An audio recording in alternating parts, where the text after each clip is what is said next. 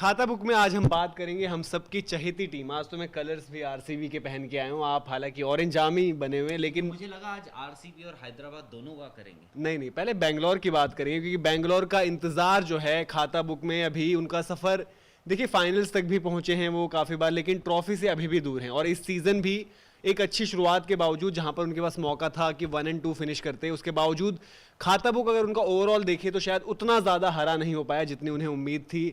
हालांकि पिछले कुछ मैचेस देखे तो बहुत परेशान है टीम। कॉम्बिनेशन अब क्या होगा, जो बड़ा मैच है हैदराबाद के अगेंस्ट, उस पर किस तरीके से देखते हैं। लेकिन अगर उनके ओवरऑल खाता बुक की बात करें तो सबसे बड़ा प्लस आपको देवदत्त पड्डीकल नजर आते हैं, एक यंगस्टर जिनको उन्होंने लिया और फिर बैक किया, मौके दिए, और अब जो परफॉर्मेंसेज उनकी आई हैं। बिल्कुल। और मनोज, आरसीबी की सक्सेस में हम चाहे जो मर्जी बोल लें, ये बोलते हैं कि बहुत ज़्यादा डिपेंडेंट है विराट कोहली और एबी डिविलियर्स में उनकी बैटिंग जो बैटिंग लाइनअप है। तो इसीलिए देवदत्त पड्डीकल का जो रोल है और उनका जो इम्पैक्ट है वो और ज़्यादा एम्पलीफाई हो जाता है, वो और ज़्यादा बढ़ जाता है, जस्ट फॉर सिंपल रीजन कि उन्होंने क्या जो रन बनाया है राइट एट द टॉप। और डिस्पाइट द फैक्ट कि यार आपके पास एक एरन फिंच जैसे ओपनर थे, आपने उनको ओवरशैडो कर दिया।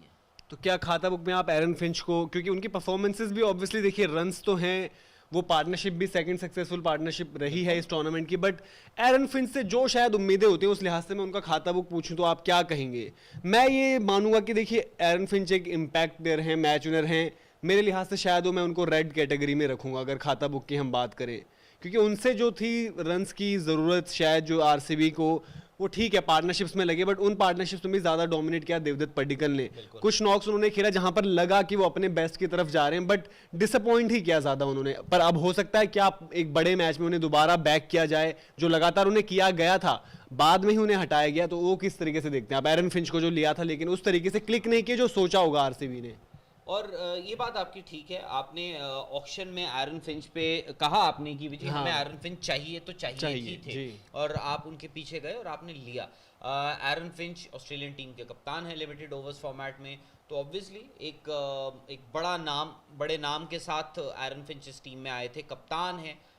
तो वो आपके पास वो कप्तानी वाला एक दिमाग भी है और एक भरोसा भी होता है कि विराट को यार एक सीनियर प्लेयर आया है मेरे साथ, एक इंटरनेशनल टॉप क्लास प्लेयर आया है।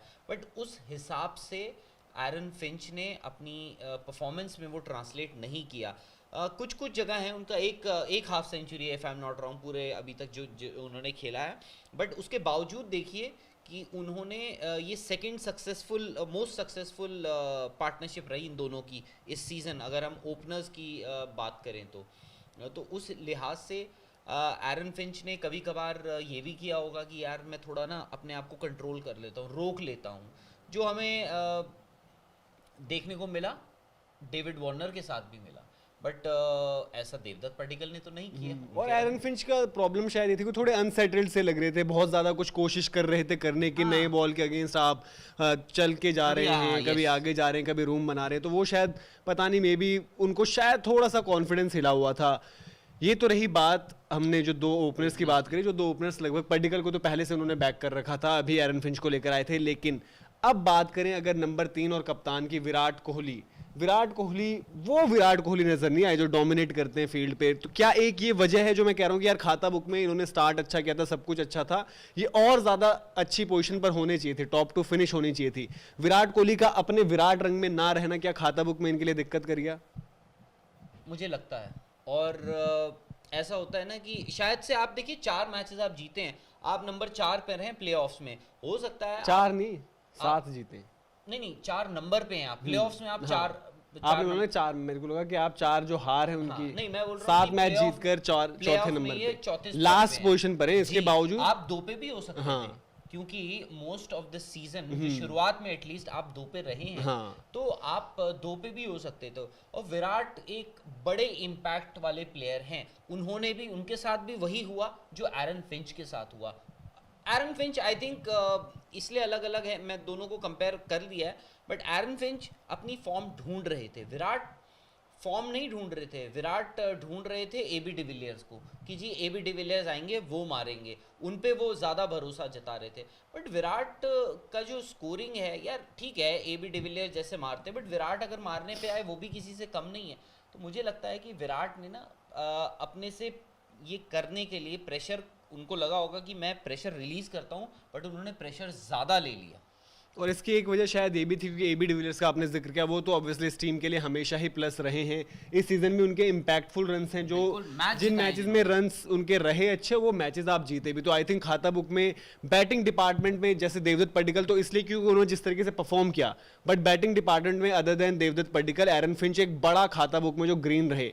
बट जो उनका बाकी नीचे अगर बात करें जो 5-6 रहता था, वहां पर आप रेड जोन में देखते हैं क्योंकि चाहे शिवम दुबे हो, गुरकीरत हो, या जिन भी प्लेयर्स को वहां पर ट्राई किया गया, कभी कभी क्रिस मॉरिस ऊपर आ गए, कभी वॉशिंगटन सुंदर को प्रमोट किया गया था, मोइन अली भी खेले हैं। वॉशिंगटन सुंदर को एक मैच में देखा था हमने, एबी डिविलियर्स से पहले प्रमोट कर दिया गया था। उस चीज ने ज्यादा निराश किया है शायद, क्योंकि पहले हम बात करते थे कि आरसीबी का बैटिंग तो जी बिल्कुल धमाकेदार है, उनकी बैटिंग इशू नहीं है, बॉलिंग कंसर्न है। लेकिन इस सीजन ऐसा लगा कि 1 2 3 4 उसके बाद कुछ है ही नहीं। बिल्कुल 1 2 3 4 और सडनली पता लगता है कि आपका एक ओपनर। अब देखिए हम देवदत्त पड्डीकल की जो बात कर रहे थे मनोज, हमने पीछे भी बोलते हैं यार उन्होंने एज अ यंगस्टर बहुत अच्छा किया है। एक यंग ओपनर आए, एक अनकैप्ड प्लेयर आए, आपने उनको लिया, उस हिसाब से उन्होंने।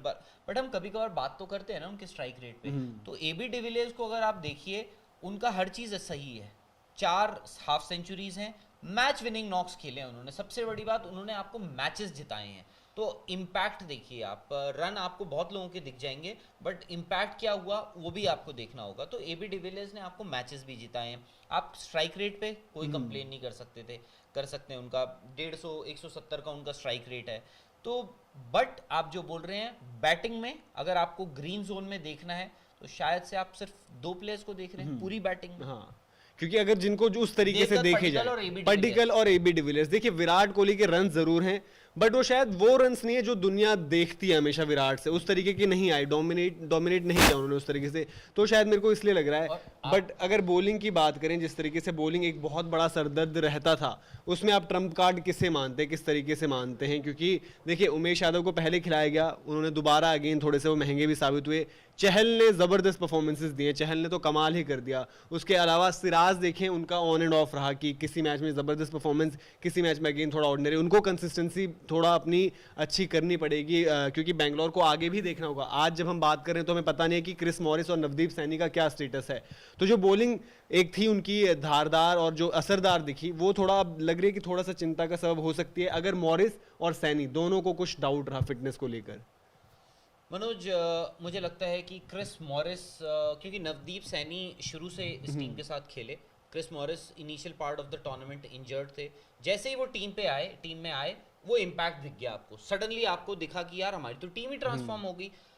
Not taking anything away from Navdeep Saini, उन्होंने भी बहुत अच्छी गेंदबाजी करी है, बट आपने बात जो करी ना, अच्छी बात करी कंसिस्टेंसी की। कंसिस्टेंट सिर्फ एक ही बॉलर थे और बाकी जो बॉलर्स थे वो कंसिस्टेंट नहीं रहे। आप मोहम्मद सिराज उड़ाना भी चाहे रहे हो, क्योंकि उड़ाना से बहुत ज्यादा उम्मीदें थी, और एक्चुअली उड़ाना के आने से भी मनोज एक वो बैलेंस आ गया था, उन्होंने स्टार्ट अच्छा किया बट सडनली बिखर गए। बात क्या आई? कंसिस्टेंसी। हाँ, वो वहां पर बिखर गए, रन्स भी लीक हुए, विकेट्स भी नहीं आए। एक प्लेयर जो एक बॉलर जो है वो आपके युजवेंद्र चहल हैं और वॉशिंगटन सुंदर भी, राइट, वॉशिंगटन सुंदर, क्योंकि उनका जो अप फ्रंट जो उनका इम्पैक्ट था यार, वो प्रेशर क्रिएट करते थे, शायद से इसीलिए आपको दूसरी तरफ विकेटें भी मिल जाती थी आपको, हमने देखा जो बाकी के गेंदबाजों को। बट ये है कि क्रिस मॉरिस, नवदीप सैनी, मोहम्मद सिराज, उडाना, उमेश यादव और कोई फास्ट बॉलर और बाकी बल्कि मेरे को तो ये लगा था शिवम दुबे ने जब स्टार्ट किया, उनसे जब ओवर्स कराया वो अच्छी गेंदबाजी कर रहे थे, बाद में ऐसा लगा कि विकेटें शूट कर रही थी। हाँ, बाद में सडनली उनसे उतनी गेंदबाजी नहीं कराई गई। अब आप आइए, जो बड़ा सवाल है, 13 साल से जो सूखा चल रहा है आईपीएल ट्रॉफी का, वो तो नॉकआउट उनके लिए एक तरीके से वो है कि हारे तो फिर वहां पर कोई सेकंड चांस नहीं है। उसको लिहाज से आपको क्या लगता है कि इनको ऐसा क्या करना चाहिए ताकि इनका खाता बुक इस सीजन में फाइनली इस खाता बुक के एंड के चैप्टर में एक ट्रॉफी बन जाए? मनोज, क्या आप ये, क्योंकि जोशुआ फिलिप खेले पिछले कुछ मैचेस, बात ये भी चल रही है विराट कोहली से ओपन करवाया जाए, सुनील गावस्कर सर ने हमारे शोज पर बोला कि ओपन करना चाहिए विराट को, तो आप उसको किस तरीके से देखते हैं? देवदत्त पड्डीकल तो श्योर शॉट हैं वहां पर होंगे, आप क्या एरन फिंच के साथ जाएंगे या फिर जोशुआ फिलिप की जगह पर मोइन अली को नीचे लाकर स्ट्रेंथन करना चाहेंगे बैटिंग और विराट ओपन करें? मनोज, मैं ना इतना कुछ नहीं करूंगा।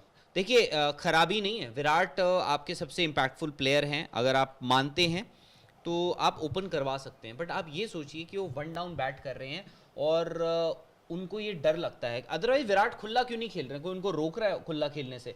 वो सिर्फ खुला इसलिए नहीं खेल रहे हैं क्योंकि उनको पता है कि यार बैटिंग जो है मैं हूं, उसके बाद AB डिविलियर्स है। तो आप ये सोचिए, द मोमेंट वो ये डर जो है ये ज़्यादा बढ़ जाएगा, द मोमेंट आप ओपन करने आ जाते हैं, तो वो उनको भी ये बात माननी पड़ेगी कि मेरे ओपन करने से कोई नुकसान नहीं है, फ़ायदा ही है। तो आई थिंक उसी केस में, बट ये है कि आपको नॉकआउट मैचेस आपको एक नहीं खेलना है, 2 खेलने हैं।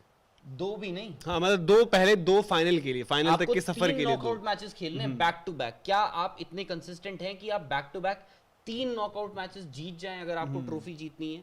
तो वो एक और एक्सपेरिमेंट करने की बात है। अगर द मोमेंट आपके विराट कोहली ओपन करने आ जाते हैं तो चेंजेस थोड़े ज़्यादा होंगे। मुझे लगता है आप वापस लाइए एरन फिंच को ओपन करने, और बाकी जैसे चल रहा है वैसे चलने दीजिए। ओवरऑल आप कितना देंगे खाता बुक में? ओवरऑल अगर आप देखें कितना देंगे उन्हें?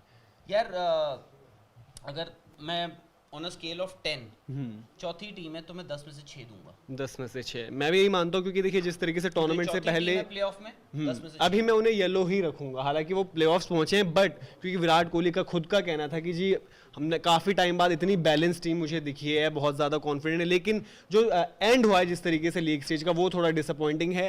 लेकिन विराट एज अ लीडर वही है कि वो जाने जाते हैं कि अपने ग्रुप को दोबारा वापस खड़े करें और उस तरीके से आगे यहाँ पर जो है कप को जीते। तो ये था जी बेंगलोर का खाता बुक। आप भी कमेंट करिए आपको क्या लगता है बेंगलोर का इस सीजन खाता बुक कैसा रहा, और सबसे इंपैक्टफुल प्लेयर आपकी नज़र में कौन है? क्योंकि हमने बात की पड्डिकल की बात की, AB डिविलियर्स की बात हुई, युजवेंद्र चहल की बात हुई, वॉशिंगटन सुंदर की इफेक्टिवनेस की बात हुई। तो कमेंट सेक्शन में आप भी बता सकते हैं खाता बुक के लिहाज से सबसे बड़ा सितारा या खिलाड़ी कौन रहा बेंगलोर के लिए।